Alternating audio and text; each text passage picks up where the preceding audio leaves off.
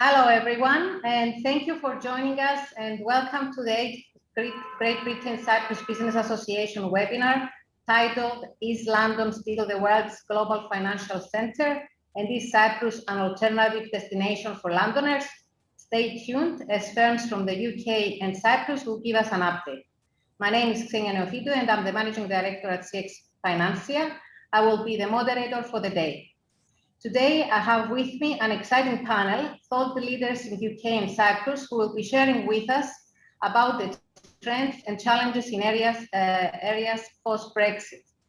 Our esteemed guests for today are Stephen Colclough, Principal at CISIM International London, UK, Alessia Paoletto, Private Client Tax Lawyer at Withers Worldwide. Also from Withers Worldwide is Eleni Polikarpou, Partner, Co-Head of International Arbitration, and Maria Georgiou, Chief Financial Officer at Michael Kyprianou Accounting. Mr. Savas Kyriagidis, the founder of Great Britain-Cyprus Association, is also here with us and will speak to everyone in a few minutes. He had an issue with the camera. If not with the camera, he will speak to everyone in a while. Before getting started on the introductions, I would like to get some administrative issues out of the way. At the end of the presentations, we have allowed for ample time for the Q&A answers, so we urge our audience to type their questions in the chat and the Q&A control panel. Our speakers will try to answer them all at the end of the speaker presentations. The speaker presentations are available on demand. Please send us an email and we will arrange to send them to you. We will be recording this webinar. We will have the video recording available within the next few days on the Great Britain-Cyprus Association website for those interested. I will now invite Mr. Savas Kyriagidis, the founder of Great Britain-Cyprus Association, to say a few words. Savas, you can start your presentation. I hope you're still not on camera, but we are waiting for you to say a few words. Yeah, thank you, Xenia. I would like to welcome all the speakers first. Stephen Colclough, Alessia Paoletto, Eleni Polikarpou, Maria Georgiou, and you, Xenia, in this 8th international webinar organized by Great Britain Cyprus Business Association. This is going to be the last webinar before the summer holidays, and I am quite happy with the results of this 7 and now the 8th international webinar. We covered a lot of very interesting topics that both business people and professionals from the UK and Cyprus have attended, and they expressed their happiness of the results of these webinars. Now I'm getting ready for the after-COVID era, hopefully, and we believe we're gonna be ready to organize some live events, international events in London, and later on in Cyprus. As most of you know that we are organizing this event since 2017 in London, and many distinguished speakers from Cyprus are coming all the way to London to promote Cyprus as a perfect place to live, to relocate, or to retire, or even to invest. So hopefully we're going to be there soon at the same venue, or definitely at the same city, London, to gather all together, to have networking, and of course to get very useful information about Cyprus and London. And this time we're going to be glad to invite some businesses from London as well, who want to promote their businesses for the local people, but also for the businesses operating in Cyprus. Thank you once again, and I would like to thank our sponsors as well, for supporting this event, and of course our attendees that will be with us for the next 1.5 or 2 hours, depending on the presentation and the questions. Thank you, and now it's up to you, Xenia, once again. Thank you. Thank you so much, Savas. Indeed, it has been a very interesting season. The webinars were really interesting, and really looking forward, as you said, to the real live events. Okay, wish all the best for the new season. Without delay, I will start with our first speaker, Mr. Stefan Kolklo. Mr. Stefan is the owner and principal international tax advisor, CISIM International LLP UK. He's a leading international tax advisor who specializes in the real estate, financial, and online sector, and is a global expert in dealing with tax matters pertaining to ultra-high net worth individuals. Previously a lawyer, Stefan boasts over 30 years industry experience, including roles as an expert witness and other prominent international positions.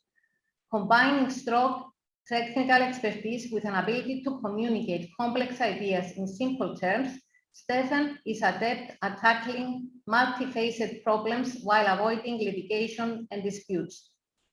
Mr. Stefan will take us back in time and talk about inbound to the UK in 2011 compared to post-Brexit 2021 and what is coming into 2022. I'm really curious to know, aren't you? So let's welcome our first speaker, Mr. Stefan Kolklo. Stefan, you can unmute yourself and start your presentation. That's better. Thank you very much, Xenia. Now, the next challenge is getting my slides ready or up so that you can see them. Right. Good afternoon, everyone. Like Xenia said, I'm London-based and worked basically in UK taxes for a while. Thought I'd just do something a little different and talk about loads of different stars. So let's just start off. Let's go back to 2011. The reason I go back to 2011 is because that was the year before the US introduced FATCA, which basically led on to a whole load of things you can see on this slide, which we'll talk about in a minute. But in 2011, the only things that really concerned Cypriot businesses or Cypriot advisors looking at the UK were those things that are coloured in teal and not in blue. And for anybody who's slightly colourblind, my apologies. Interestingly, for example, on the top left of your screen, you'll see I put 0% REIT. The United Kingdom has a real estate investment trust regime, and Cyprus was the only treaty we had that gave a 0% withholding tax on dividends out of the UK. Now, we haven't had a dividend withholding tax since about 1973, generally, but the REIT system introduced one, and a lot of large firms and advisors were pushing clients to use Luxembourg to reduce the withholding tax from 20% down to 15%. We, on the other hand, were putting people into Cyprus because it got down to 0%, and we did get back from the HMRC the full 20%. Apart from that, the only other major issue was just the standard issues you'd expect. If you carry on business or buy land in a country, you will pay death duties, capital gains tax, stamp duty, land tax, or whatever. Zip forward to 2021. And as you can see, there's a lot more teal and a lot less blue. Just looking at the blue, probably the most important issue post-Brexit is that large star on your top right, which is the lack of freedom of movement of goods. For VAT and customs purposes, the United Kingdom is now the same as the United States, the same as anywhere else outside the European Union. We have tariffs coming in, tariffs going out, and we have our own VAT regime, which is very closely modelled, of course, on the old European Union one, but we have already started to tinker with it to give ourselves a different change. I mentioned FATCA, and you'll see in the middle there a block of 6 teal-coloured stars. The United States started off with disclosure of tax avoidance schemes, and that came in to the EU with the Anti-Tax Avoidance Directive, known as ATAD, in 2018. But the US had it first. UK adopted it in 2003, and that led to a lot of activity, of course, in both the US and the UK. It is now in its latest emanation in DAC 6. You'll see there I put DAC 6 Lite because the UK has already decided, together I think with Gibraltar, only to apply that part of DAC 6 which relates to the avoidance of reporting under AEOI, Automatic Exchange of Information. And one of the key issues about that is that there are certain significant countries that will not abide by AEOI, the main one being the United States of America, another large one being Kazakhstan. So any business that moves from either the UK or the EU and moves to the USA automatically has a DAC 6 reporting issue in respect of that move. We are, of course, up to speed with the AEOI, Common Reporting System.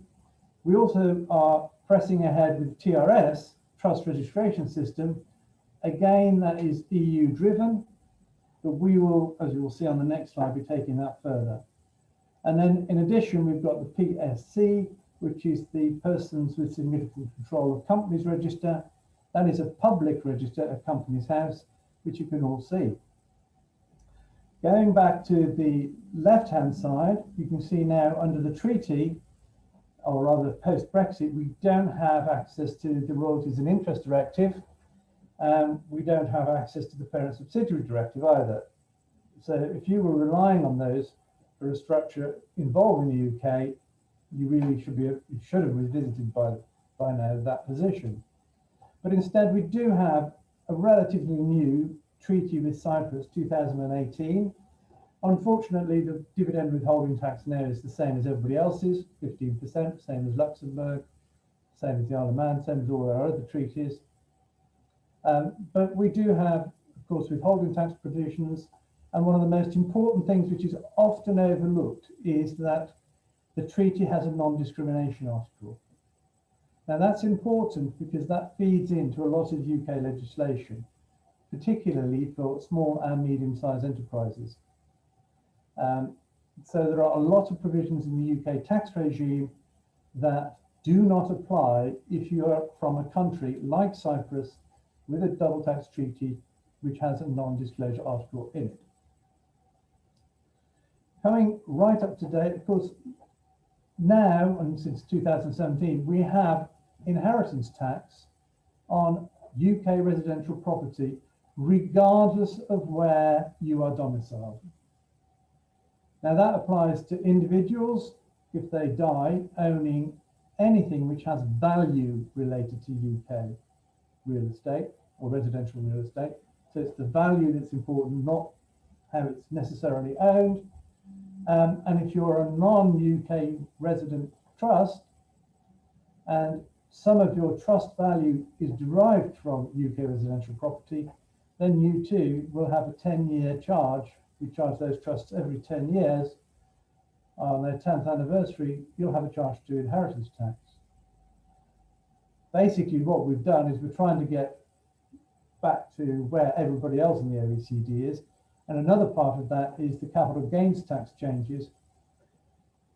If, regardless of whether you are UK resident or not, you now have capital gains tax on the disposal of any land and also on UK property-rich companies.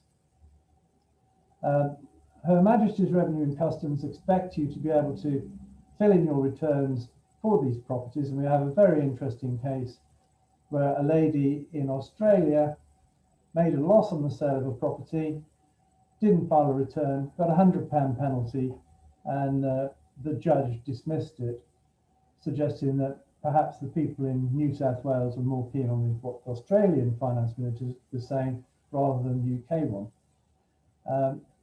We also have ATED, the bottom left of your screen. ATED means annual tax on envelope dwellings.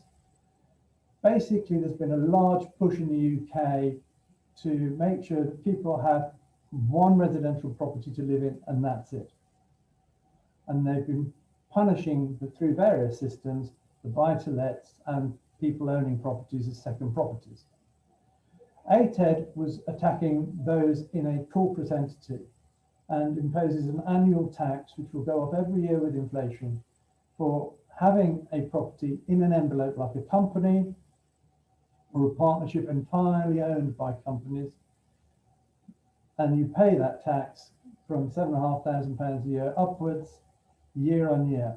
Now, a lot of people want to take those properties out of that regime, but the main obstacle to that is the inherent capital gain in the property in the entity concerned.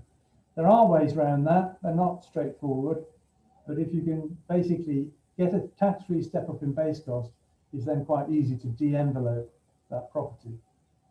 And finally, as a new thing for 2021, if you are non-UK resident and you buy a property in the UK, you have to pay an extra 2% stamp duty, or stamp duty land tax.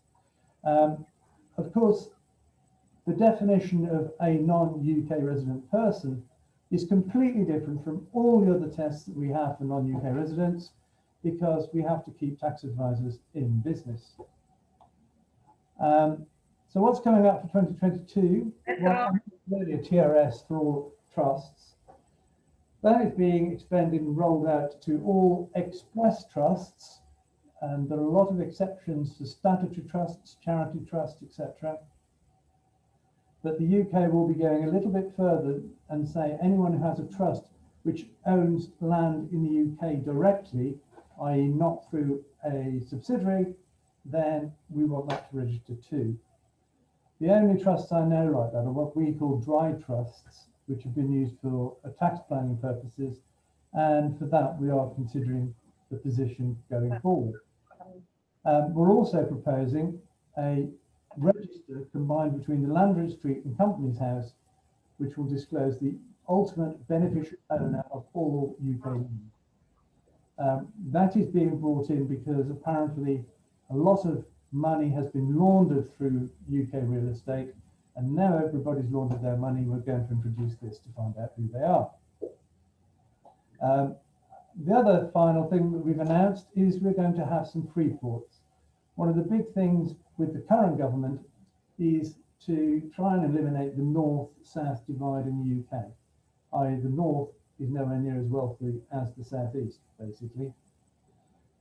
That has been government policy for a very long time, but this government seems determined to actually do something about it.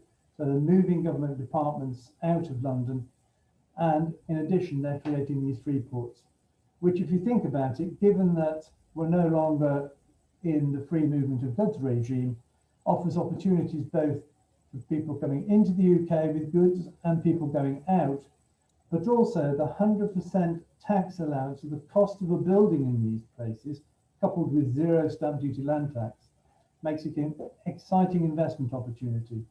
What I expect is that fund managers and banks will start buying these properties up and offering fund investments so that people can basically invest in UK commercial real estate tax-free. So that's a quick canter through what we have. There's my disclaimer. You can read it at your leisure. You might find it slightly amusing, then again, maybe not. And that's all I have to say. Thank you very much. Any questions? Yes, I have a small issue with the internet myself, so you will not be able to see me, but I'm trying to sort it out. So I'll introduce our next speaker. So we keep moving on, is Mrs. Alessia Paoletto, private client tax lawyer at Withers International, and partner in the private and tax team. Alessia is dual qualified English solicitor and Italian lawyer. She advises on a range of wealth planning matters affecting high net worth individuals, entrepreneurs and their families in respect of international estate planning, trust and tax matters, as well as cross-border inheritance disputes, with an emphasis on the complex interaction between the English conflict of law system and the continental rules. She also advises individuals moving to Italy, and she is able to provide a wide range of Italian law advice, including pre-immigration, real estate, and estate and succession planning. Thanks to her practice spanning across different jurisdictions, Alessia has developed particular expertise in analyzing double tax treaties, both in the context of income and capital gains tax, but also in relation to inheritance tax. She's a native Italian speaker and is fluent in French, which is very helpful when explaining complex concepts to foreign clients or when dealing with foreign families, councils, and notaries. Alessia, in her presentation today, will talk about the implications of relocation to the UK. Alessia, the floor is yours. Thank you very much. Thank you for the presentation. And I will say thank you to Stephen as well, because he has made my job very easy, much easier, because part of what I'm going to touch in the next 10 minutes builds on tax aspects. I'm not going to talk only about tax, but I am going to touch on tax. So what I thought I would do is that I'm going to try and share my screen. And I hope you can see my slide over there. And this is a slide that I often use when talking about relocation in general. And it's a slide that really doesn't have to, a slide and process that doesn't have to be used only for relocating from country specific A to country specific B, is a set of mental notes that one needs to have when relocating. And in this context, we are going to talk about moving to the UK, and I'm going to look at it moving specifically from Cyprus, but really can be from anywhere. And Stephen has mentioned some of the tax implications, and I will touch on some of those. But really, when advisors like us speak with clients or intermediaries about an individual or a family wanting to relocate, or a business wanting to relocate, there is always one driver in my experience, one reason for the relocation, and that could be business, that could be family choices, schooling of the children, that can of course be tax, and especially in the last few years, the shopping for favorable or less cumbersome tax regime has been a choice of many in terms of where should I go next. So approaching the relocation, I think, is something that needs to be looked at as a whole. As I said, there is a driver, there is always a driver, and unfortunately that driver risks being the kind of sole focus, and everything else tends to be forgotten. But if you only look at all of these aspects together, and as I said, I'm hoping, do give me one sign if you can't see the slide. But there are various elements that come into the picture. For example, you're coming from a country that now does not benefit anymore from the freedom of movement of individuals. Stephen mentioned freedom of movement of capital. Unfortunately, individuals are stuck with the same lack of freedom now, especially from 1st of January, even more so after the after the 6th month. So from the 1st of July, coming July. So the way you are coming is important. Do you need a visa? How long are you planning to stay? How long is your family member planning to stay if that's a family relocation? Are there any visas offered by the country, and specifically by the UK, that might be helpful to you? So if it's your employer relocating you, hopefully they will sort it out for you and help you to relocate. If you are deciding to move for business purposes, for example, you might want to look into the investor visa that the UK has been offering for a while, and it's been obviously more and more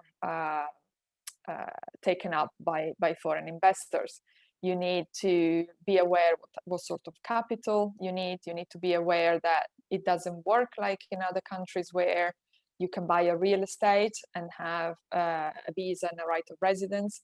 It's more an investment that you need to make in investing products as opposed to land or real estate. And you need to know how to invest, where to invest, and crucially, which products and which intermediaries can give you that certificate that you can then use for the home office. When you buy a property over here, again, you need to know the rules that run around the conveyance. If you are coming from a non-common law jurisdiction, there are major differences.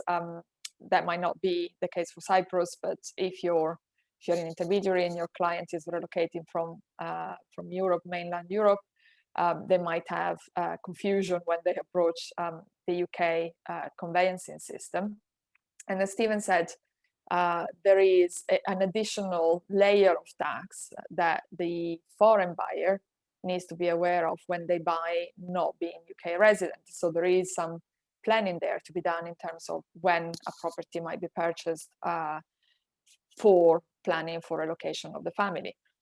And then there are all aspects, obviously, that surround the tax and the tax implications. And I'm sure that a lot of you will know the UK has really two different tax systems. It's the same tax system, but it offers two options, let's say, to foreign individuals who are relocating. The first one is the, say, ordinary default option, and that would be for individuals who move here and are taxed on their worldwide basis, assets everywhere, income arising everywhere. And that's very similar to a number of other countries. And the other option is what we call the res non dom regime, or the remittance basis regime. It has various definitions, but in very broad terms, what it does, it's segregating, in a sense, the foreign assets and the foreign income, so that is not touched by the UK tax authority and by HMRC, and so that you can, as a foreigner living in this country, you can be taxed only on UK source income and gains. It's not as simple as that. There is a lot of planning that needs to go into planning for an individual relocating and wanting to use this regime. Things that need to happen before relocation, things that are much better if they happen before relocation, so that the individual has capital available to them whilst they live here.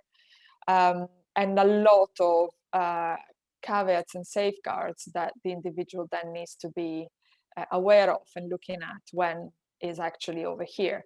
So again, if an individual and their family are planning to move, they have to be careful in terms of how they manage their money and their income and gains once they are over here. And ideally would have looked at that before coming. Taxation also looks and impacts things and aspects of life that individuals may not have thought about before coming to the UK, perhaps because in their country of residence, or because in their country of residence and country of business, or the country and jurisdictions that they know is a known thing, or it's a standard thing that is managed in a certain way. I'm thinking, for example, of matrimonial property regimes. Matrimonial property regimes a matrimonial property regime is a legal relationship between spouses or between civil partners in those countries who have same-sex partnerships, and it basically relates and governs the relationship between these two people and their assets, both in relation to assets acquired before the marriage and during the marriage. And each single country has different rules when it comes to matrimonial property regime. And so, you know, if say a couple has not moved from a specific jurisdiction, they would not know that in the neighboring jurisdiction, assets there would be governed in a different way. And they would not know that by simply physically moving over there, and living there as a married couple for quite a while, they may completely change their matrimonial regime. So that comes to a shock when people relocate, and it comes especially as a shock when they get told 6, 7, 10, 20 years after having relocated, because they haven't done any planning or haven't taken this change into account. And that can have significant tax impacts, either in the jurisdiction that you live, in the jurisdiction that you come to, or in the third jurisdiction where, say, you have your investments or your family holiday home or your family company. The UK does not have, the UK and England in specific, but the UK in general, does not have matrimonial regimes as such. They're not known, they don't exist. And matrimonial property is generally dealt with as matrimonial, so as a joint property on divorce. So again, once a couple relocates over here, or say the couple is over here and is planning for their children getting married in cross-jurisdictional marriages, it's fundamental that a thought is given to these aspects as well, so the legal aspects of any relationship, and see whether there's anything that can be done. There's, for example, the option to do prenups and postnups, and see how these may be used in different countries. The same goes for succession, pretty much the same issues arise when you relocate. You risk changing the rules that apply to your succession. And if you haven't thought about that or planned for that, then not necessarily you, but your estate may be in danger, at least from being sort of cut significantly by the taxman, and also from people not receiving the assets that the individual might have wanted, say within the family members, for example. Again, there are no specific forced heirship rules here in the UK, something that is the norm in continental Europe, and I believe in Cyprus as well. But there are other rules that need to be taken into account. And then, of course, there are the European rules, both in relation to succession and in relation to, say, matrimonial regimes. And it's important to understand how these European rules influence the topic, the matter, the discussion, the assets, and the relationship once you are relocated in the UK, or you have invested in the UK, and in a post-Brexit world. And I think Eleni is going to touch on the nuances of the UK having gone out of Europe and the European rules in a while.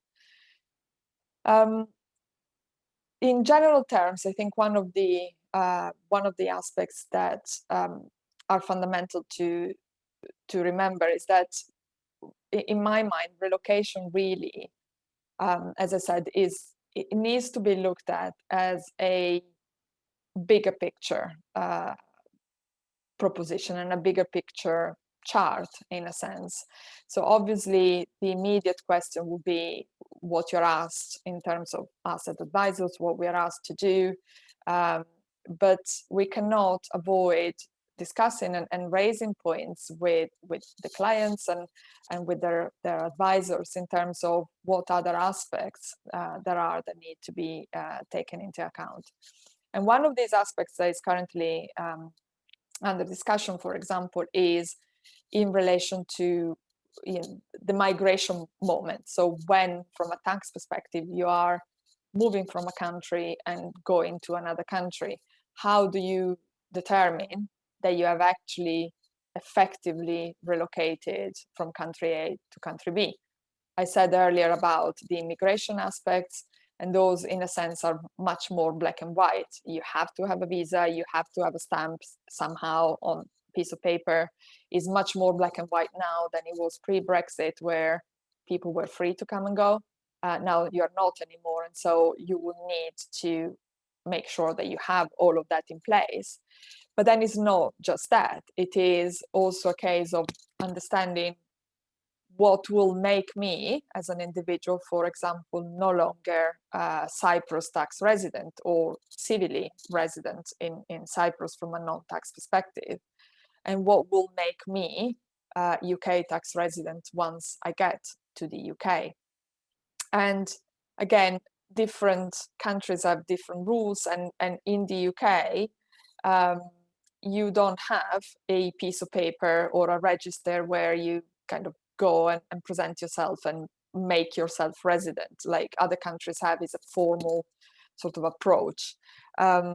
Here we have a test that is called the statutory residence test, and it's a series of, say, questions and a series of number and thinking that you need to do in order to determine whether an individual is resident or not. And you look a number of days, like you do in every single country. So check how many days you spend in the country, but you look also at ties, meaning how many links and connections you have with the UK or with the country that you're living. And you overlay that with the fact that the UK has a very different tax year to anywhere else in the world. We have a 6th of April to 5th of April the following year for individuals, not for companies, for individuals. And so for an individual who is planning to move, coming from a country which I believe like Cyprus is, you have a tax year for individuals that is the calendar year, then you're leaving, say, at the end of December, you're coming over here, but the tax year here in January has not started yet. It starts in March. Well, at the beginning of April, end of March. So you risk having a period of time where potentially you are either not resident anywhere, or you might risk being resident in 2 different countries if your days exceed, because, for example, you've come a little bit earlier in order to settle your child in school, to see that property that you wanted to buy or rent, and your days start piling up in the year. So again, it's fundamental to know what you're doing, or know what your clients are doing if you're an advisor, and know that well in advance. There is a proposition now to, it's not so much a proposition, but a movement, let's call it, to align the UK tax year for individuals to everywhere else virtually, so calendar year. But obviously that has a major impact on all of our tax system, so it would be long to go. But as a wrap up, because I think I'm coming up to my 15 minutes, I think the main point is to make sure that you look beyond what is the immediate requirement of a relocating individual, because the impacts, the potential impacts, and the outcomes for the years to come of a relocation to the UK or anywhere else, for what matters, are really relevant.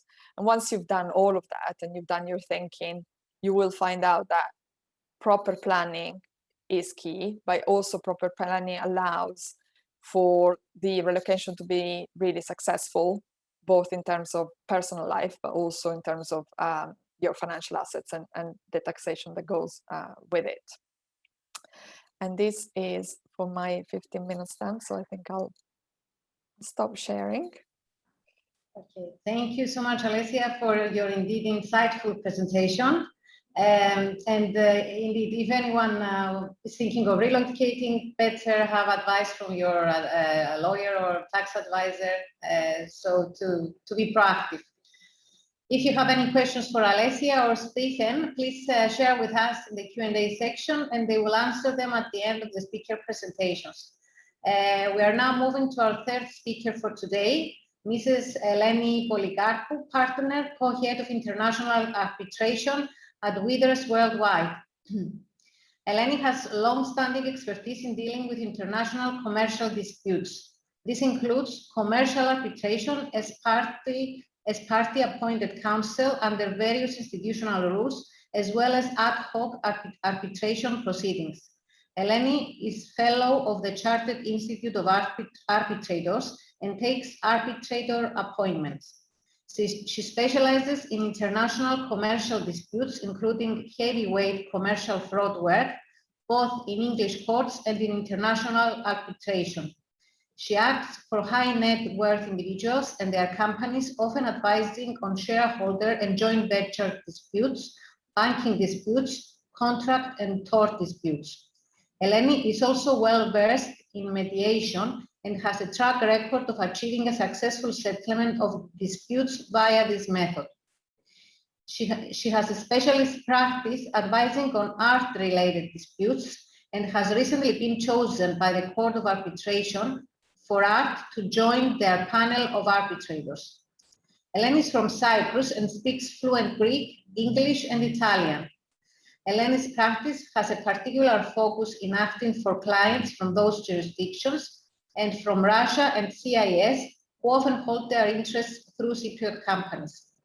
Eleni today will talk about the impact of Brexit on the enforcement of judgments between the Cyprus and the UK.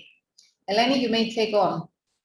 Hello, thank you so much for the kind introduction, Xenia. It's my pleasure to join everyone today. Just on a personal note, I grew up in Cyprus and I moved over here to come to university. So I really enjoy working with clients with interests in Cyprus. So before I talk about enforcement of judgments, I just want to talk about more generally about the courts. So because there's lots of debate about this because of Brexit, but all of the reasons why parties to commercial agreements have traditionally chosen English law and English jurisdiction to resolve their disputes still apply. So the quality of the courts and the judges in the UK is second to none. Judges go quickly to decide cases, and they're not afraid to hold final hearings or summary hearings, which I know to be the case in Cyprus quite a lot. They're particularly good at dealing with fraud disputes, and they find ways to punish fraudsters. So including people who sometimes are quite influential in their own countries and have avoided kind of being punished there. So they come here and the English court will deal with it impartially and fairly and efficiently.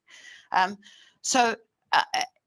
example of what I'm talking about in relation to the courts is that throughout the pandemic, the English courts have coped exceptionally well. We literally moved seamlessly from in-person hearings to virtual hearings on the 23rd of March 2020, which was the first day of lockdown. And there's been no delays, or practically no delays, and it really has been kind of business as usual. I know that that's not the case in other countries, so I just wanted to mention that. So just onto my main topic now, which is enforcement of judgments from Cyprus to the UK in our kind of post-Brexit environment. So first thing to say is that any judgments which were issued in Cyprus for cases which were filed in the Cyprus courts before the 1st of January of this year will still attract the Brussels regime, which is automatic recognition and enforcement. For cases which were filed after the 1st of January of 2021, there are three options for enforcement in the UK. The first one is the Hague Convention on Choice of Court Agreements. So the UK acceded to this convention on the 31st of December 2020 in its own right. Other members are the EU, Mexico, Montenegro, and Singapore. So this applies where there was an international commercial contract with an exclusive choice of court agreement in it. It covers only civil or commercial matters and will not, for example, apply to matters such as intellectual property, wills, family law disputes, consumer law, employment law. But it does cover the kind of commercial disputes that I was talking about earlier. It doesn't cover interim orders. It doesn't cover contracts which were entered into before the 1st of October 2015, which is when the EU acceded to it. And also, if there is a non-exclusive or asymmetric or optional jurisdiction clause in the contract, it also doesn't apply then. The second way of enforcing judgments from the UK from Cyprus to the UK now is through the Administration of Justice Act 1920, which was legislation which applied when Cyprus became independent. And I think it's likely that the UK will revive this piece of legislation to enable reciprocal enforcement of judgments. I believe Cyprus is doing the same with the same kind of piece of legislation. The way to do that is through a registration process. So you need a certificate, a copy of your Cyprus judgment in Greek and a translation in English. You apply for what we call is a registration order. And once you get that order, you serve it on the debtor and you wait for the time to expire when he's allowed to challenge it. Once that time is expired, that registration order is treated by the English courts as if it was a judgment of that court, and you can proceed to enforcement quickly. Now, for people who have known assets in the UK, such as property or bank accounts or anything like that, enforcement in the UK can proceed very quickly and efficiently. So the registration process is a bit slower than what the previous Brussels regime was, which was automatic recognition and enforcement. And also it allows challenge in ways that were not allowed before. So some grounds for challenge are that the judgment was manifestly contrary to public policy. There was lack of due process in the originating court, such as lack of notice to the debtor, inconsistent or irreconcilable judgment, or judgment obtained by fraud. So it is slower. It does allow a bit more leeway for challenge, but once you get there, then you are in the same position as you were before. There is another convention called the Lugano Convention, which UK applied to accede to it, but has not acceded yet. And the scope of that is much wider because it allows interim orders as well, which is what we had previously under the Brussels regime. So we can talk about that in another webinar once we have an update. So at the moment, that doesn't apply. But the important thing to emphasize is that once you've gone through the registration process, you are in the same position as you were before. Any other alternatives other than exclusive jurisdiction clauses? Well, yes, it would be no surprise to you for me to say that you should use commercial parties that have interests outside of Cyprus, or even commercial parties in Cyprus should use arbitration clauses by way of resolution of their disputes. There are many, many reasons for this. I'm going to just focus on 3 of them.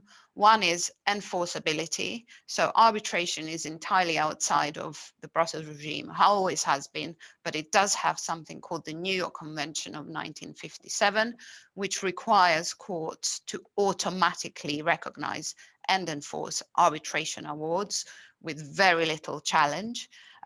Flexibility, so you can adjust the process of the resolution of the dispute depending on what it is, the value of it, and you can get to a result very quickly. You're not tied to a court procedure or to a judge who will not appear or adjourn or whatever. Confidentiality, so no public hearings, documents are kept confidential. And efficiency in time and costs. If you choose the right arbitrator, then you can get to a result very, very quickly. And so to conclude, my advice in this day and age of post-Brexit world in relation to commercial contracts is use exclusive jurisdiction clauses or use arbitration clauses, simple ones, not ones which try to carve out different kinds of things, but ones that are all-encompassing and include everything. And that way you're avoiding unnecessary jurisdictional battles. So that's all I was going to say. Okay, thank you so much, Eleni, for your presentation, and indeed very interesting views. And if our audience would like to if you have a question for Eleni, please send us in the chat and she will answer us at the end of the speaker presentation. We are now moving to our next speaker, who is from Cyprus this time, Maria Georgiou, Chief Financial Officer at Michael Kyprianou Accounting Services Limited. Maria is the Chief Financial Officer of Michael Kyprianou Accounting Services and Associate of Michael Kyprianou. She has extensive experience in the financial reporting for Cyprus companies across a wide range of industries, as well as considerable experience in personal and corporate Cyprus taxation, consulting various clients on Cyprus tax matters. She has over 10 years experience in the accounting profession, working for 10 years in Big Four companies in Cyprus. Maria obtained her bachelor from the University of Cyprus, and she's a fellow member of the Association of Chartered and Certified Accountants, as well as a member of the Institute of Certified Public Accountants of Cyprus. Maria will explain today the tax benefits of UK companies relocating in Cyprus. Maria, we are ready for your presentation. You can unmute yourself and you can start your presentation. Thank you for the introduction. Good afternoon from me. So let's speak from Cyprus tax side. So it is fact that many foreign companies are moving and relocating in Cyprus. The main reason for these moves is the attractive taxation system that Cyprus has. So let's take the things one by one and let's stress on the tax benefits that such moves have for companies and for investors. The Cyprus taxation system is very simple and transparent and progressive. It's harmonized with European standard and follows all the OECD practices. So when a company is taxed in Cyprus, a company is taxed in Cyprus when it is considered Cyprus tax resident, meaning that its management and control is exercised in Cyprus. It is where the majority of the board of directors and the decisions are taken. All Cyprus tax resident companies are taxed on their income that is earned or accrued from all its sources, either in Cyprus or abroad. Also, non-Cyprus tax residents can be taxed in Cyprus if there is permanent establishment in Cyprus, and this income is earned from the business activities that are carried out in the island. The tax rate in Cyprus is very low at 12.5%, and it is considered one of the lowest in Europe. Also, there are cases where a much lower effective tax rate can achieve, for which we'll speak during the presentation. There are many incomes that are totally exempt from the corporate taxation, like the dividends income, profits from the sale of securities, passive interest income, and profits of foreign permanent establishments. Cyprus has a very broad double tax treaty network with more than 60 countries worldwide. This has many benefits, of course, like the receipt of dividends, interest, or royalties from abroad, either at very low or at zero withholding taxation. Also, companies can claim tax relief credits in Cyprus for any taxes that are paid abroad on the foreign income, provided, of course, that the income is taxed in Cyprus. Moreover, the capital gains tax in Cyprus is at the rate of 20%, and it's only applicable on the cases where there is a disposal of real estate in Cyprus or a disposal of shares in a company which holds real estate.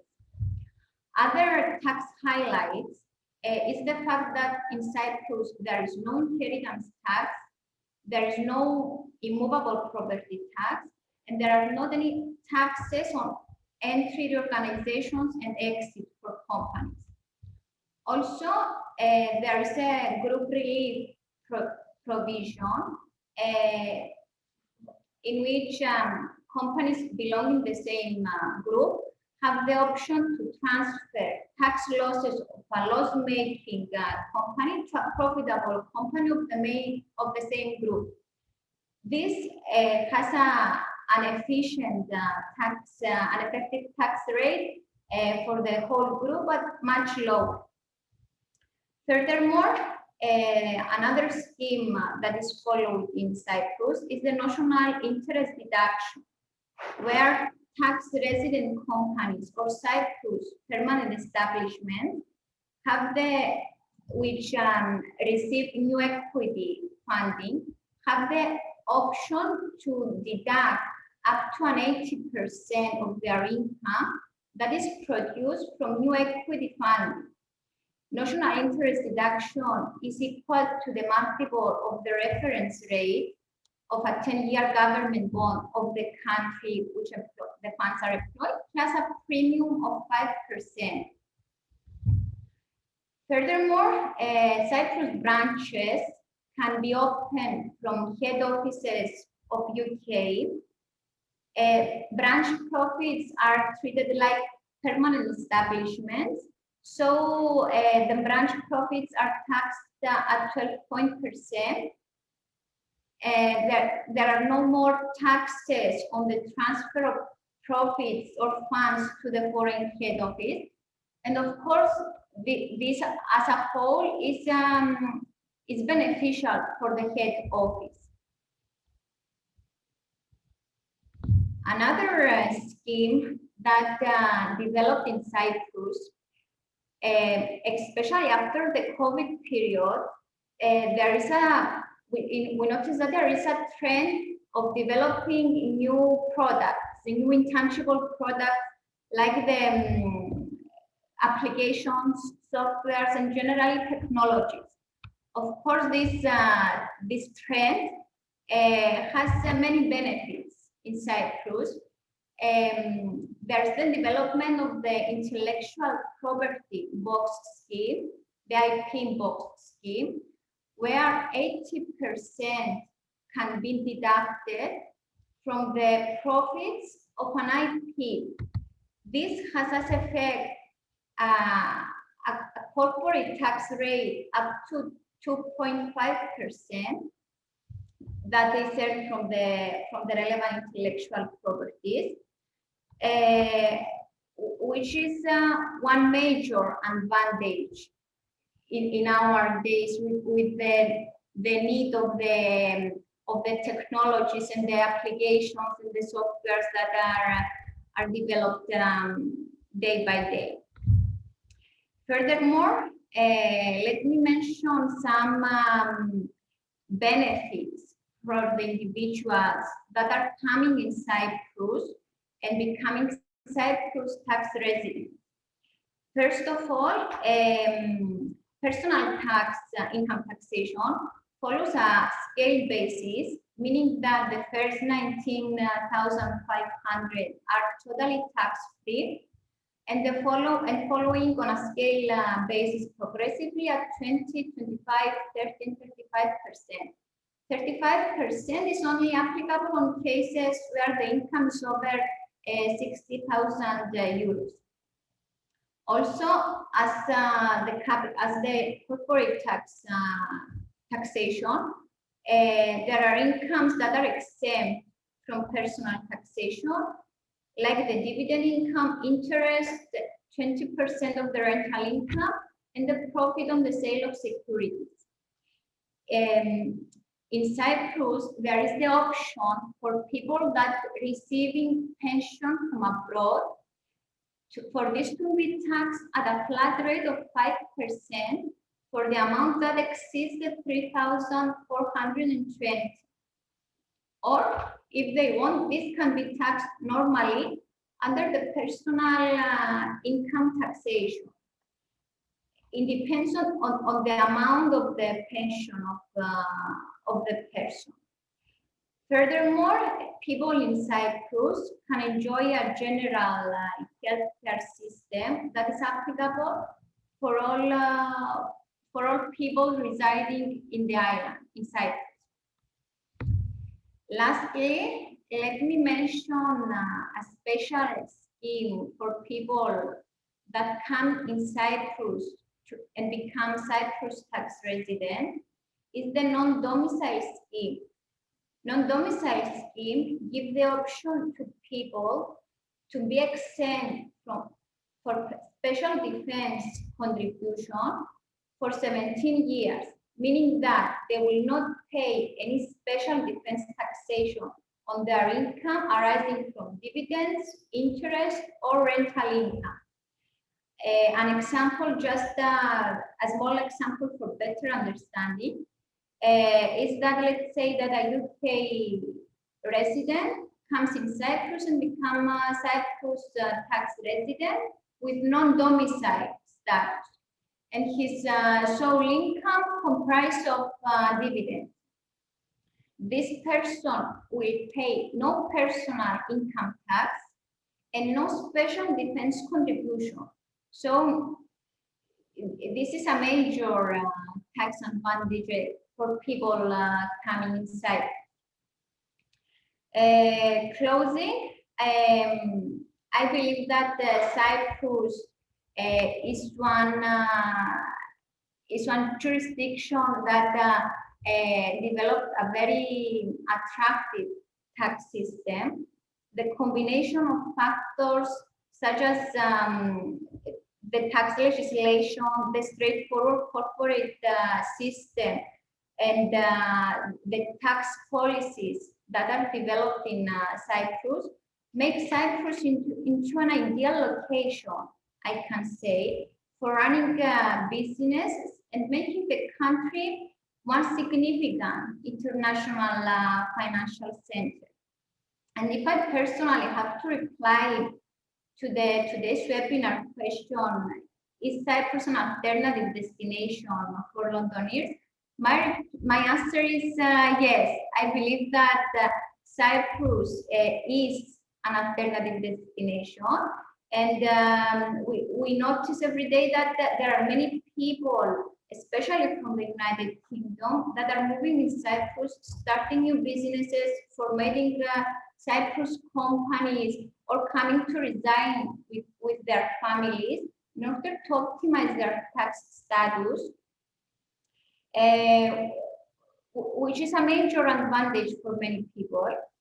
So it is an attractive financial center, yes, and a business solution for many companies. That's all from me. If you have any questions, I will be happy to reply at the end of the webinar. Also, my email address is indicated on the presentation, so feel free to send me an email and I can reply to you. Thank you for your attention. Thank you so much, Maria, for your presentation. And indeed, as the topic of our webinar today is whether Cyprus is an alternative destination for UK businesses, and as the implications and the impact of Brexit are now becoming apparent, many businesses in the UK are considering establishing a base to other European companies. And for this reason, I have chosen today to talk about Cyprus companies, which will be the final presentation for today. Before I start the presentation, allow me to say a few words about myself. I have been introduced already. My name is Georgiou. I'm a chartered certified accountant and the holder of the CISEC Advanced in Financial Markets, a certified trainer of vocational training and certified mediator for financial differences. And I'm a frequent speaker at conferences speaking about Cyprus, finance and investment opportunities. I'm also an active member of the financial services community, participating in technical committees for funds of the Cyprus Investment Fund Association and IPAC, and also I'm a board member of the Cyprus India Business Association. In 2016, I founded my own company, CX Financia, which is a boutique finance and administrative service provider here in Cyprus. Here in CX Financia, we work closely with corporations, investors, and high net worth individuals, helping them with their international businesses via Cyprus. I'm very excited to be here with you today and looking forward to your interaction that will follow at the end of my presentation. Allow me for a minute to share my screen. As mentioned, UK companies, should they wish to continue business operations through the EU moving forward, are inevitably questioning the location of their business post-Brexit, some of them firmly committed to moving to continental Europe. So the next question for these companies is where exactly can they easily incorporate? The framework for facilitating the establishment of foreign companies in Cyprus makes it an attractive post-Brexit solution. So in my presentation, I will explain the key benefits for forming Cyprus companies, their main characteristics, and common uses for business structures in Cyprus, and outline the formation process. The benefits of doing business in Cyprus are many. It has one of the most friendly and cost-effective environments in the European Union. Maria has explained in detail in her presentation before the tax system in Cyprus, which offers numerous exemptions, a global network of double tax treaties, low corporate tax rate, and one of the lowest in EU. Coupled with the tax, we have a robust legal framework which is regularly updated and modernized with first-class professional services. And Cyprus is offering to investors an ideal place to conduct business and achieve a good balance of personal and professional life. Another recent change that has been made in Cyprus is among other schemes, is the fast-track business activation scheme, which targets foreign non-EU nationals. As you can see in this slide, there are different types of business entities in Cyprus. Starting with Cyprus companies, these can be of three different types. Companies limited by shares, where the liability of shareholders is limited to their shares. Companies limited by guarantee, where the liability of the members is agreed and members guarantee the amount they will be liable in the event of liquidation. And unlimited companies, where the liability of the members is unlimited. In Cyprus, the most common type is the private company. Maria also mentioned the branch of overseas companies, which is not a registered company, but any profits made in Cyprus will be taxed with the same corporate tax rate. We also have the European public company, which may be incorporated in any member of the member state of the EU. Someone can also carry a business as a sole proprietor, which can be a physical person. It is important here to highlight that the sole proprietor's profit is subject to income tax and not corporate tax. We also have the partnership structure, and Cyprus has three types of partnerships depending on the level of liability of the partners, and this can be the general partners, the limited partners, and partnerships limited by shares. Finally, Cyprus companies can be listed on the Cyprus Stock Exchange. Listed companies are public companies, and this option provides greater exposure to finance. In this slide, we see a summary of some of the key issues to be considered before setting up a Cyprus company. As mentioned before, a duly incorporated Cyprus company constitutes a separate legal entity, and the most typical form is the limited liability company. A company name must be chosen and approved by the registrar of companies. This procedure usually takes 3 working days. To register the company, the memorandum and articles of association must be prepared, which includes the objects and powers of the company. The number of shareholders in a private limited company may be from 1 to 50 and have a minimum authorized share capital of 1,000. The law also requires that the company has at least one director, and it is worth mentioning here the residency status of the directors or the companies is considered key, because if they have a local director, then the company will be considered tax resident.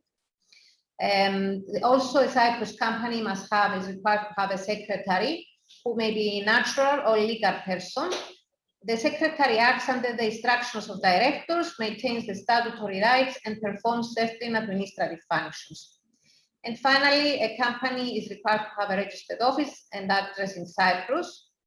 It is also important to highlight here that all Cyprus companies are obliged to register with the Inland Revenue Department and file with the authorities audited financial statements by local authorized auditor. So what are the uses of Cyprus companies? As we see in this slide, there are limitless options for structuring a Cyprus company, including as a holding or subsidiary company in a group structure or group for financing purposes. It can also be as a holding of various rights, including intellectual property rights, ship management and ship owning companies. We have also the licensed entities, the Cyprus investment firms, alternative investment funds, electronic money institutions, which this may require additional licensing and registration requirements. Here I would like to mention our office is specialized in licensing solutions and has successfully obtained for our clients licenses for investment firms, fund managers, and EMI entities regulated by SISEC and Central Bank. Now, after understanding how to structure a Cyprus company, it is necessary to know how to register. The process is quite simple and can be completed approximately between 5 and 7 days.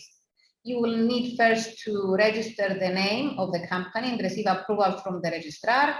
And then you will need to deliver the company information package to the registrar, which includes the memorandum and articles of association and other application forms and statements appointing the secretary, the director, and the registered office address.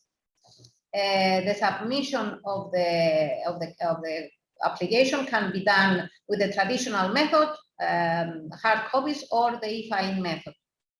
After registration, the owner will receive the incorporation certificates and also can request other certificates, including shareholders, director, secretary, registered office, as well as copy of the articles of association. So at Six Financia, we are an authorized service provider, and we guide and assist local and international clients in all steps of the incorporation process for new companies or the formations of complex structures.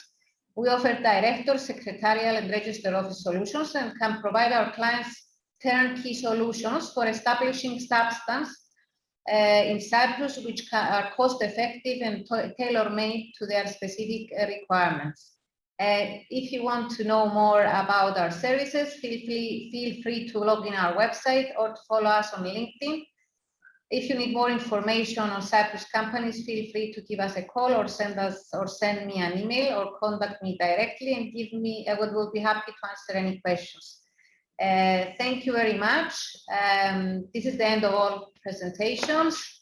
I will now open the floor for the Q&A section. We already have some questions that came in, and we are ready to start.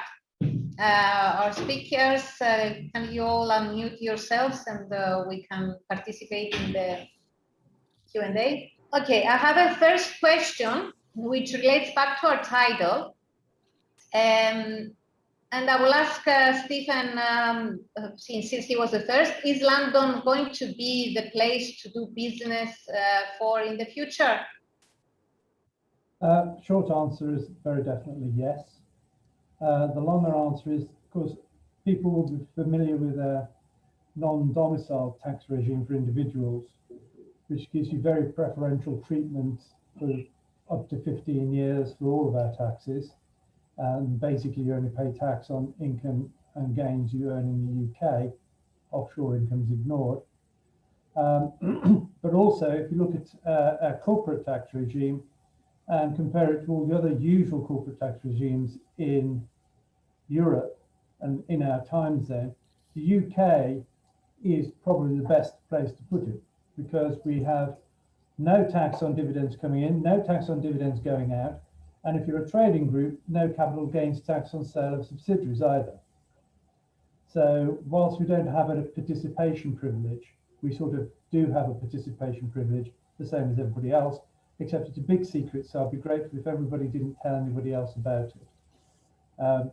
If you look at London as a financial sector, even post-Brexit, it's still 20 times larger than the rest of the EU's financial sector put together.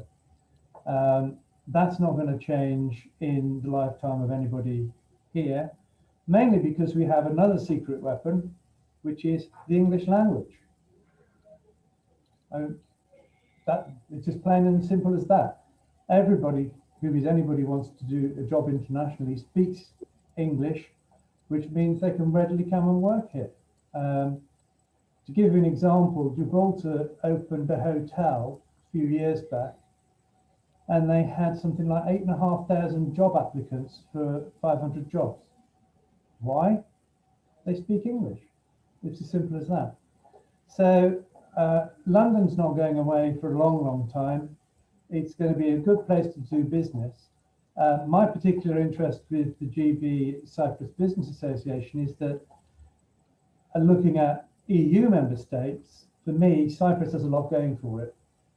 You can get a tax ruling, you've got a great tax regime, very sensible tax regime. And for me, I have a lot of clients based in UK and Israel, and Cyprus is literally just a hop, skip and a jump from Tel Aviv. So for me, it's got loads of potential, particularly using finance companies in Cyprus. So I'm a big fan of Cyprus. Indeed, there are many links with Cyprus and UK, and I believe as well there will be a lot of interaction way forward. And yes, I believe also as well London is a business center, and yes.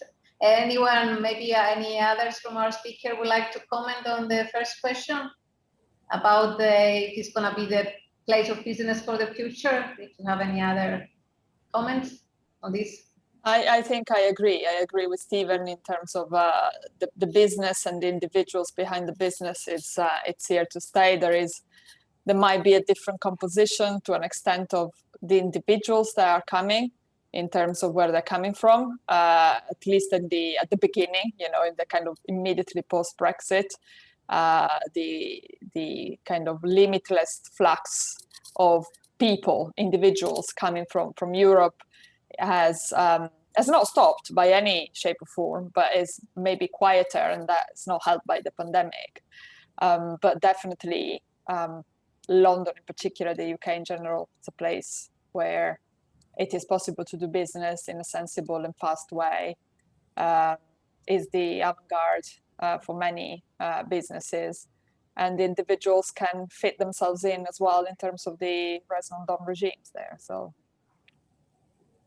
yes, I think it's an interesting period we are gonna in the future. Yes, but indeed, UK will have a different approach, but also it's good to do the planning for working and remaining with European companies. That's also the idea.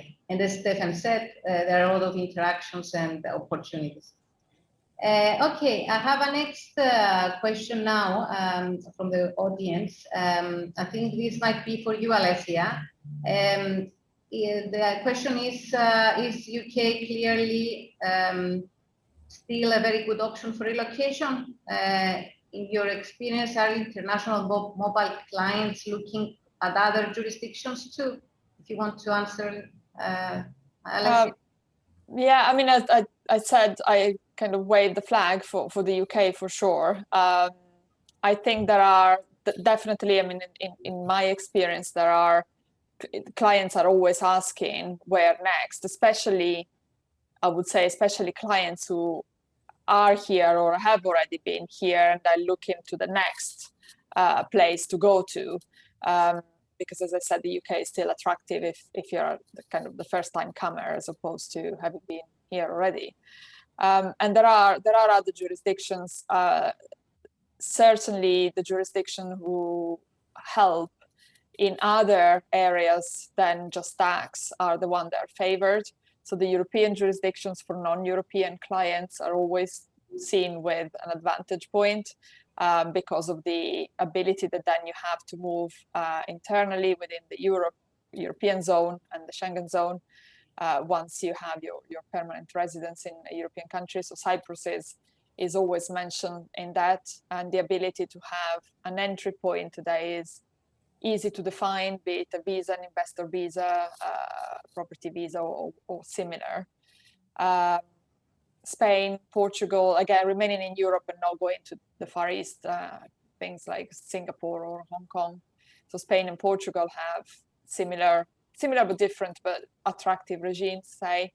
Italy has one now, one since the 2017. And again, people are looking at Italy as a place to go. And I think a lot of these other jurisdictions that I mentioned, one of the advantages is that you don't have necessarily to review completely your assets structure, where you have your wealth and how your businesses are managed. You may use the relocation as an opportunity to review, but if you do not want to review, you can still have, for example, your companies or your holding companies in other jurisdictions. And Cyprus is certainly a jurisdiction that comes up very, very often. Is a European country, so you have the benefit of kind of the European umbrella rules. Similarly, for individuals who have businesses over here, you can keep on having those and simply physically relocate yourself. So there are opportunities out there, and I think whenever we discuss relocation, in my mind, it's never A to B. There's always other jurisdictions involved that can be, taken into account. Indeed, and as you mentioned in your presentation before, you need to plan well ahead. I think so. Yes. Yeah. Okay, so I think I have another question now. The next question from the audience is for Eleni. The question goes: is there a limit within which you should make your application for enforcement in the UK? And so the application for enforcement of the Cyprus judgment, as I said, is likely to go under either Hague Convention or 1920 Act. The Hague Convention doesn't have a limit. The 1920 Act has a limit of 12 months, but it's discretionary. And so the court can exercise its own judgment to order it to be registered if in all the circumstances of the case they think it's just and convenient that the judgment should be enforced in the UK. There was a decision came out quite recently on this, on a Malaysian judgment that was enforced under the 1920 Act, and that one was there was a 10-year delay between when it came out and they tried to bring it here, and the court said yes, you can proceed to enforce using its discretion. So there is a time limit, but if you have reasons not to, that you're outside it, the court will listen. And have you seen a change in the number of international cases going through the English courts following Brexit, Eleni? Well, as I said earlier, one thing that's happened, it's a bit skewed because of the pandemic, I think, because one thing that has happened in the UK is that, as I said earlier, the courts have continued with business as usual and continued with hearings virtually. And I think a lot of people who maybe would not have come here to have their cases heard have now done so because of taking advantage of that. In my experience, businesses want to have disputes resolved quickly, and they don't want to get stuck, and they want to just crack on with their businesses and get new businesses and do more interesting things than getting stuck on disputes. And I think the English courts are very adept at doing that. I think in terms of impact of Brexit, I am aware that, for example, Netherlands and Paris have set up commercial courts to try and compete with the London Commercial Court, and they hear cases in English, which, as Stephen said, is a key factor in business. And I think it's going to take a long time to see if that has any impact. At the moment, the Commercial Court in London hears cases, 50 times the number of either of those two courts, but they are brand new, and Brexit is new, and so it's a watching brief. Hopefully it will all stay as it is. Indeed. Let's see. Okay, so I have a couple of questions now relating to Cyprus tax. So Maria here may help us. The question, it's about the person receiving pension from abroad can choose for this to be taxed at 5% flat rate. How do a person can choose from which band to follow, flat or normal band? And can he change his mind from one year to another? Maria, can you help us? This is on the tax. Okay, so it depends on the amount of foreign pension. So if the foreign pension income received in Cyprus is less than 90,500, of course it will be chosen to follow the personal income tax rate, since the person will not pay personal taxation. If the amount of foreign pension is, let's say 100,000, he will choose to be taxed at the flat rate of 5%, in order for the tax amount to be lower. And the person can change his mind from the one year to the other. It's not something that it's obligatory to be followed every year. Mm-hmm. Okay, and there's another one for the taxes from Cyprus regarding the intellectual property. You mentioned in your presentation that a company developing intellectual property may achieve a tax rate close to 2.5% instead of 12.5%. What are the criteria that a company can be eligible? That's the question from the audience. First of all, we confirm that the taxpayer is a qualified taxpayer, meaning that either he's a Cyprus tax resident or a Cyprus company tax resident or a permanent establishment. Afterwards, there is a list as per the relevant law that certain intellectual properties are approved under this scheme. For example, software applications and patents. There are many items that are excluded, for example, trademarks and marketing tools. What we do for our clients is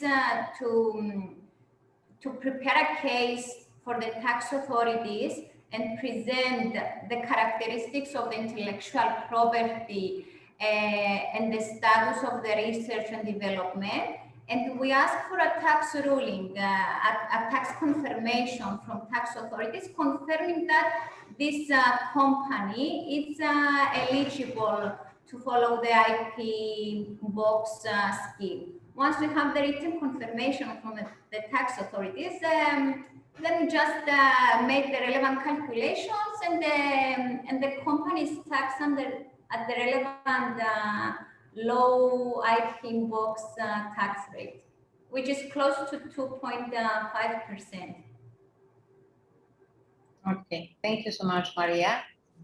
So I have a next question, and I think I will ask this one to Stefan, and then the rest of the speakers can comment. What are the opportunities in the UK for a Cypriot business or investor, do you think, Stefan? You have to unmute yourself, though. Apart from the usual opportunities, I think the the new free ports are going to be quite a major opportunity for a number of reasons. The bedding down of Brexit and free movement of goods and other items is taking some time because people need to look at the guidance and get their businesses in order. And I think the free ports are going to help significantly with that, because the nature of a free port is it's not within anyone's VAT or customs zone. So goods can easily move in and not pay any tax or customs duty from anywhere in the world. Can be particularly relevant for Ireland, clearly relevant for Europe. And in addition, the tax advantages, the direct tax advantages that come with that will mean that will be a very tax efficient investment from a UK perspective in UK commercial real estate. And the areas of Britain we're talking about tend to be fairly low cost areas anyway. So they're going to be good because there's going to be a lot of labour available in those areas. And the investments are going to be tax-free from a UK perspective, which would make them attractive to investors worldwide. In the context of Cyprus, I would say, you could imagine a Cypriot fund investing directly into one of these properties, probably on a pre-let basis to an occupier, and then being able to sell that around as an investment in UK real estate, an investment in sterling, and one that they can get out of the UK without paying any tax on it. So a good pension replacement, knowing what's happened to your bank accounts. Okay, that's very interesting. Any of the other speakers would like to comment on this question? Just speaking from my experience on art transactions and the buying and selling of art by collectors and auction houses, and London is a really big centre for art.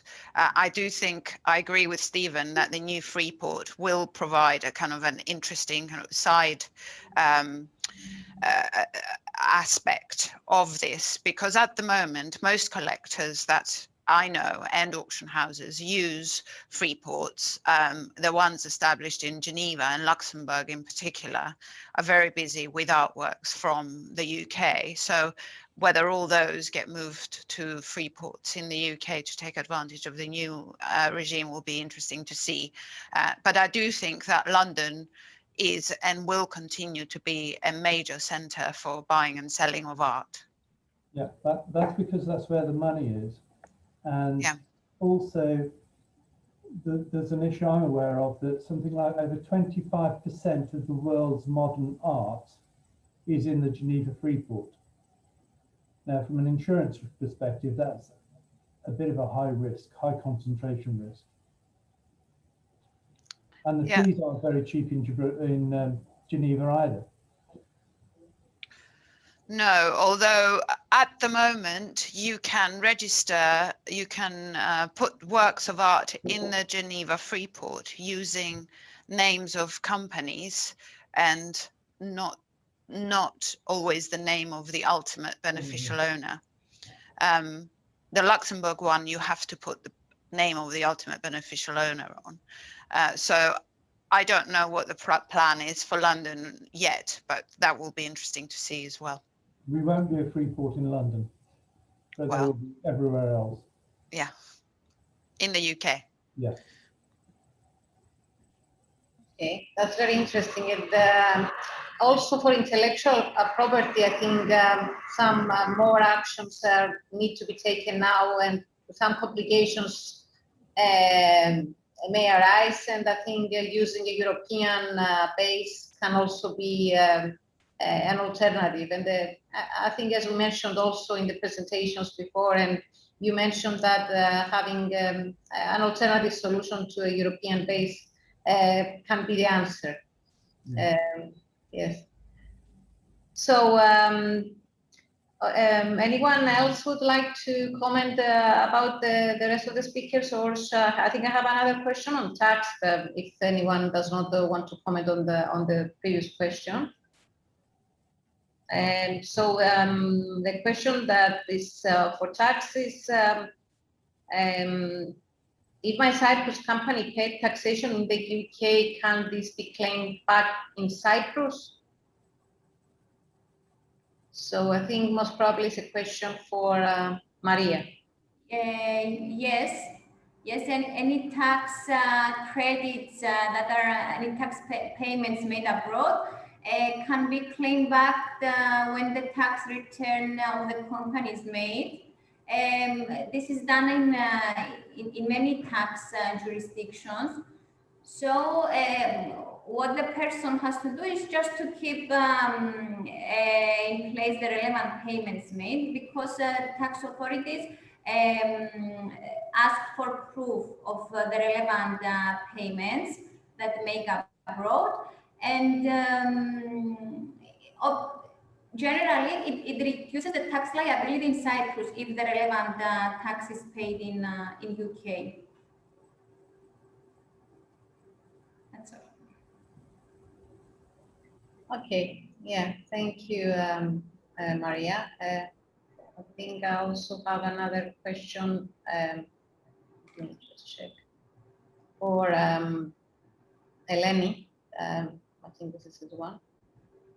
What kind of arbitration would you recommend that parties use? So just very quickly, there are two ways you can use arbitration in your commercial contracts. One is ad hoc arbitration, and the other one is institutional arbitration. Institutional arbitration means appointing one of the arbitration institutions, such as the LCIA or the ICC or the Stockholm one or the Singapore one, or there are so many now, to administer your arbitration. So they would do things like they have a set of rules that you follow, and they would do things like set the arbitrator's fees and collect them, and so manage all that aspect of things. Ad hoc is when you don't have an institution and you just have a mechanism of appointing your arbitrator, who is essentially your judge, and he would then set the rules or arrange for his fees to be paid, etc. It is much easier to use an institution, especially if you've got a situation where one party doesn't want to participate. But it is a bit more expensive, and depending on the institution, fees vary, and so you should have that checked before choosing one or the other. So it just depends on the value of your contract and what you think might happen to decide which one of those two to use. The key is to appoint a really good arbitrator who will then manage the process efficiently. Okay, thank you so much, Eleni. And since we are approaching the end of the presentation, the webinar, I would like to ask for our speakers to comment if they can, and I will start with Elisa. If you could give us 3 takeaways for today, what would this be? I think it's one really big takeaway, and then we can break it down. But from my perspective, just plan in advance, or plan for as much as you can, as in advance as you can if you are relocating. And then if you want to break it down, is make sure that you understand from both jurisdictions the main concepts. So things like residence and tax residence, number of days. Don't just assume that the same rules that you know domestically carry across to the other jurisdiction, or even the rules that you know internationally. Everybody talks about the majority of the tax year, but often that is way more than you need to establish residency in a specific country, and that would be the case in the UK. The other point is, as I said in my presentation, don't forget about all the things that you have not considered. So be guided by your advisors, not just focus on one aspect that is the main aspect, the reason why you are relocating, but do spend some time thinking about all the rest, because once you are there, it's much more difficult to unravel or rethink or rearrange things. Is much better off than to do it beforehand, or to know the implications if you don't do it. And the third point, I think, is one that as a non-English speaker, native, let's say an English speaker, I'm a native Italian speaker, I often come across, and I think is important for everybody to notice.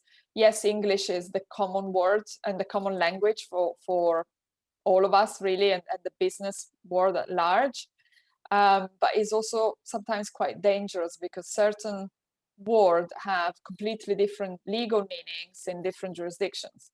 So, you know, simple things like domicile mean fundamentally different things in different countries, and they have a specific meaning in the UK, for example, both in tax terms but also in legal terms. So just kind of a word of warning when things are translated or used, because they don't mean the same thing. So just make sure that you get the proper and full advice from the lawyers or, you know, the local advisors, to understand exactly what it means, as opposed to just a word that you might misinterpret. Okay, thank you, Alessia, indeed, and for your takeaways. So anyone else of our speakers would like to say their final, their key takeaways before the final word? Stefan? Yeah, I would basically build on what Alessia said, because language and communication is paramount. For example, I'm a native-born English speaker, but I have no idea of how American works, because it seems to be a completely different language to the one I speak. And they use terms, they talk about stock where we talk about shares. It's the same the world over. If you could speak more languages, though, particularly if you're trying to sell to a country, if you could speak their language, that helps tremendously. And also going back to Alessia's slide, and it's kind of like the first value on my wall here. Tax is not the most important thing in life. I have a lot of people who think it is, and a lot of clients who think it is. And some of them probably ought to be committed to a mental hospital for their own well-being, but it's not the most important thing in life. Being happy, family, relationships, they're far more important. At the end of the day, it's just money, and you can't take it with you. The third thing I'd say then, language, tax is not that important, is the common ties. Everybody goes on about Brexit, but if you look at history, Cyprus was famous for being the source of copper, the major source of copper, and that's where Cyprus's wealth came from if we go back a couple of thousand years. The Bronze Age effectively ended around 12,000 BC, and that is because known as the Sea People came in from Western Europe and started raiding the whole area around Cyprus and all the Levantine coast, and it got down as far as Egypt. And why did that bring an end to the Bronze Age? Because the main source of tin, which you mix with copper to make bronze, was from Cornwall in England. So up till 1200 BC, Cornwall and Cyprus were together the main producers of the key ingredients for bronze. And once the Sea People started intervening in the trade route, that brought an end to the Bronze Age, because you couldn't get any tin. I'm told there's a small deposit in France, a small deposit in Italy, and the next major deposit is in Afghanistan, which is far too far away. So things will carry on. They've been going like this for the last 1,500 years. They'll go on for another 1,500 years. And we just ignore the politicians and get on with it. Indeed. Okay, thank you. Very, very interesting views. So Eleni, would you like to tell us your key takeaways for today's webinar? Well, that was indeed very interesting, Stephen, and it shows how close we all are, and that's a good message. But I did like Alessia's motto, plan in advance. And so if you're thinking about doing anything, plan in advance, take advice. If you're going to enforce your judgment, get some advice. You can still come to London and do all the things that you could always do. And so, and I would recommend people taking advice on using arbitration as much as they possibly can. Thanks. Thank you. Maria, as well, you like to mention, of course, you mentioned a lot of the advantages, and also my key takeaway is that, yes, with the Brexit, it's going to be an interesting period, but definitely Cyprus is here. We have a lot of common links with the UK, and it can be used as a base for UK companies and UK people to do business in Cyprus. If they don't already know the advantages, they should look into them, and there are many, as Maria mentioned, and I have mentioned, not only the common ties and the tax system, but also many other opportunities, and it's good. It's worth looking into them. So, Maria, your final comments for today? Of course, I agree with all the other people. In my opinion, planning, of course, is a major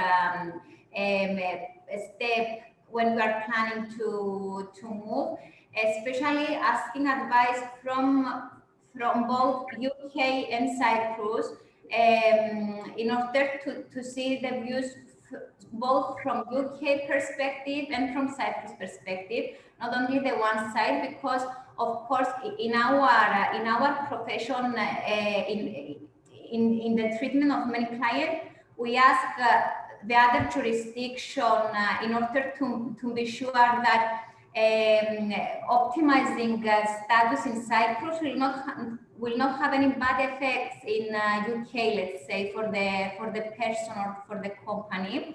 So asking advice from both sides, and planning is the major step, I believe, for any relocation and every move. Okay, thank you, Maria. Mr. Stavas Kyriakidis, would you like to say a few words before we end today's webinar? Yeah, I would like to thank all the speakers. Actually, I had one question that came to me from the audience, and first is two questions actually.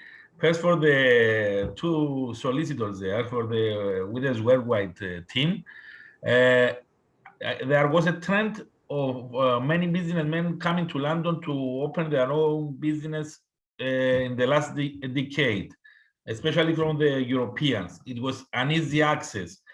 This trend, I believe, is gonna carry on. A lot of businessmen, they're gonna come to London and open their own business. Is it gonna be easy for them to do it, or there are gonna be some barriers, or London will be selective on this demand?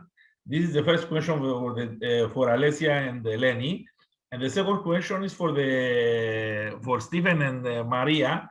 If you during the COVID period of these 15 months, the two governments have spent a lot of money to keep businesses alive and help them to recover and start bouncing back. Do you believe that now or 6 months later they will come and raise the taxes for the businesses to repay this this support?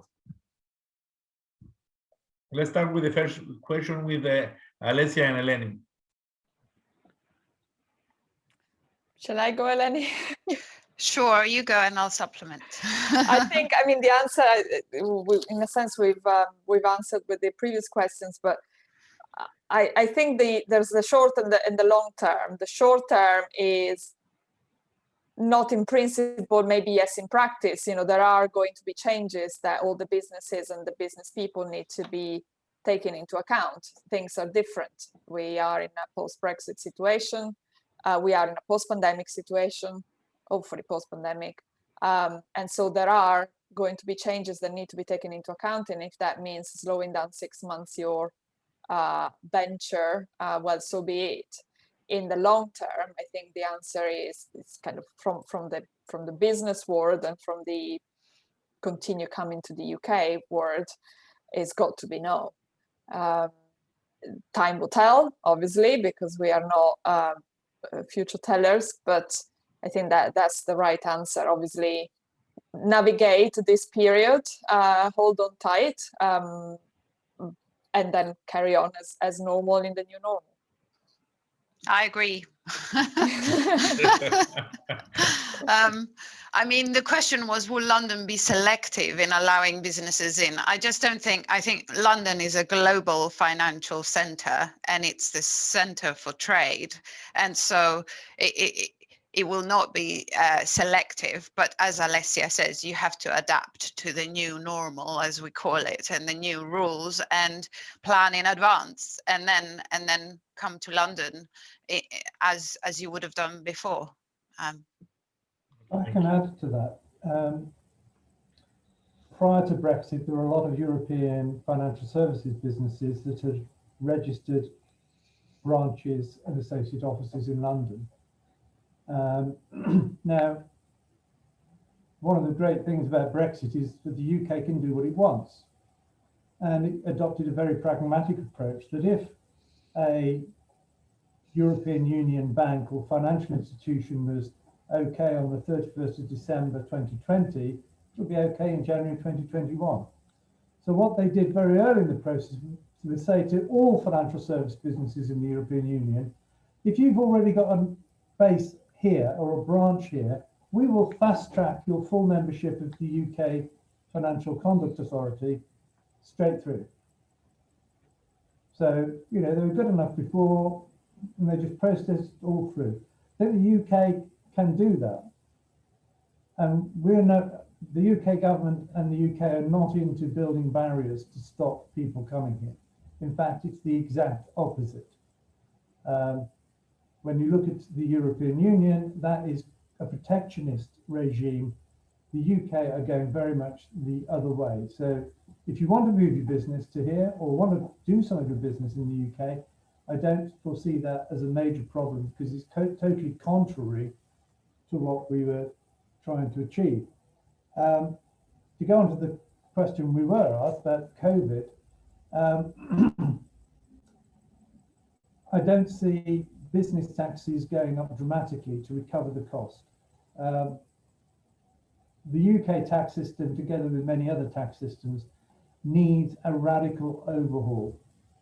And it has needed that for the last 10 to 15 years. And what COVID has done is shown the weaknesses in our tax system.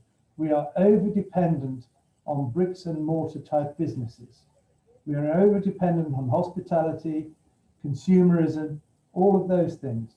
We need to get collectively, not just a UK issue, an EU issue and a US issue, we need to collectively make sure that those selling intangibles, primarily, of course, people like Amazon, Google, etc., pay more towards the contribution of the economies that they're selling into, because at the moment they're just not doing that job. So I see the people who are going to end up paying are going to be the large multinationals who sell into everybody's country. It's not going to be the local businesses. And I would expect local businesses to actually have their taxes reduced. So for example, if you occupy a business space in London, you'll pay a rent and your tax on your property, business tax on your property, will be 50% of that rent. And that's killing a lot of businesses. I suspect those taxes will go and disappear, and we will need to get our revenues from the likes of Facebook, Google, etc. So no, I don't see the business taxes going up.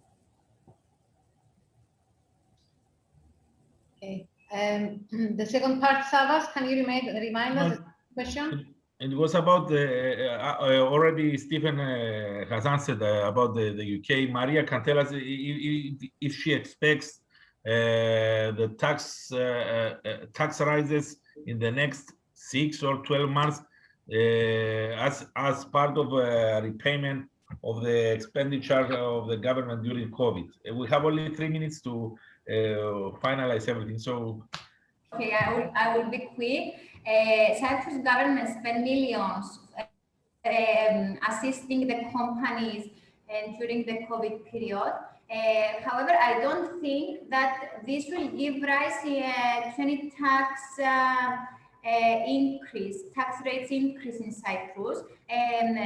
There are not any clues that there will be increase in the taxation, either the corporate or the personal taxation, despite the fact that a substantial amount has been invested, has been given to the companies by the government.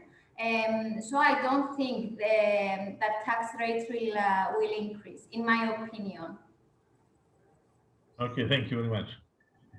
Yes, it will be good. Yes, hopefully the economy will recover soon, and the government doesn't have to impose taxes. Yes, and we are optimistic for the future post-pandemic. Yes. So this is the final question, and since we have come to the end of time. I will conclude here the webinar.